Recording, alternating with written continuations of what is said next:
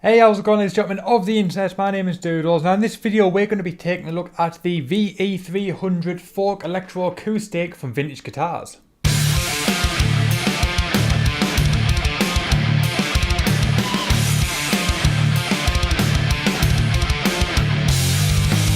So for this video we're going to be doing something a little bit different to usual. Normally I would play the guitar in a song in a mix and then I would play the guitar on its own and then we'd talk about it to finish off the video. But for this video we're going to be talking about the guitar first and then I'm going to be having a little bit of a playthrough. The guitar only, no mix or anything like that. I'm going to be using this microphone here as well as direct recording into my Focusrite 18i20 interface, and we're going to be jumping between the two, going from microphone to direct as well as being processed and unprocessed. We're going to have the direct and microphone recording as well as with a little bit of EQ and compression, just to sort of hear how you might shape it if you were to place it inside a mix.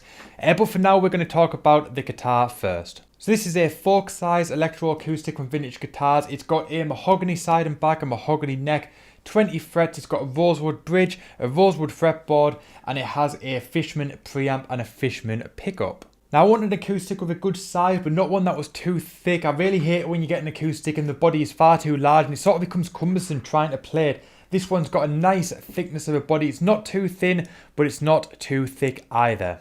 The neck plays really good. The action is low out of the box. Everything is just set up how it should be.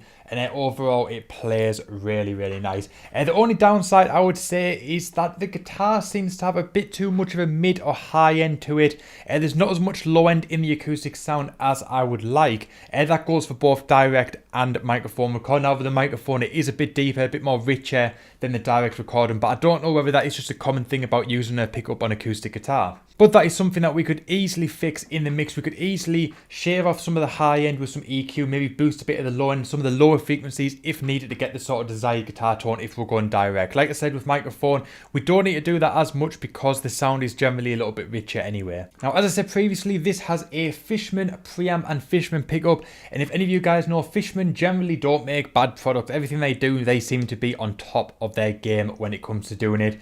So the fact that you get a Fishman pickup and preamp in this guitar, considering the price of the guitar, is really amazing. It's a definite plus side for this guitar. So I think we've talked about it enough. You guys obviously want to hear what this guitar sounds like. So as I said, we're going to be doing a little playthrough, nothing too complicated, strumming a few chords, maybe a little bit of basic finger picking, and we're going to be jumping between this microphone and direct recording, between process and unprocessed. For the processing, we're going to use a little bit of EQ, a little bit of compression, just sort of something similar that we'd do if we were to place it in a mix in a song. So right, without further ado, let's get to the sounds.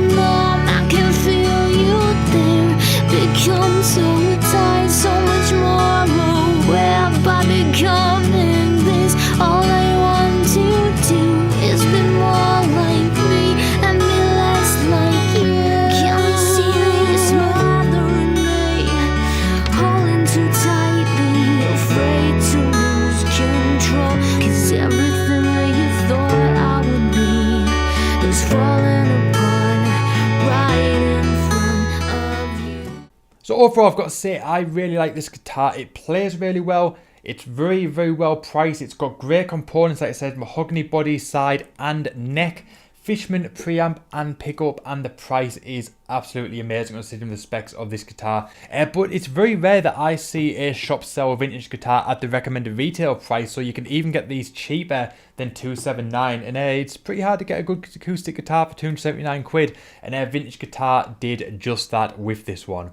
So a little disclaimer before I wrap this video up. At the time of filming, I'm a vintage artist. I'm currently endorsed by Vintage Guitars. And although some people might see this as me advertising their brand with the fact that I'm reviewing a guitar for a brand that I'm endorsed by, I'm under no obligation to make this video. I'm under no obligation to speak positively about this brand. However, in my opinion, the fact that I attach my name, attach my brand to another company and I'm using this product shows that I believe in this product, because if I didn't like this guitar, if I didn't like what Vintage were doing, I would not want to be attached to their brand, because as an artist, I am expected to play their products. If I didn't like the guitars, why would I want to use them? I've got Gibsons, I've got Schecters, I've got Epiphones, I've got some great guitars in my collection, and if I didn't think these were great, why would I want to play them when I could just play other stuff too? So I think the fact that my name is attached to their brand, I think that speaks a whole lot, at least in my opinion. But for more information, if you want to check this out, if you want to go and buy one yourself, links will be down below in the description box. My name is Doodles, thank you so much for watching, and I'll see you guys next time.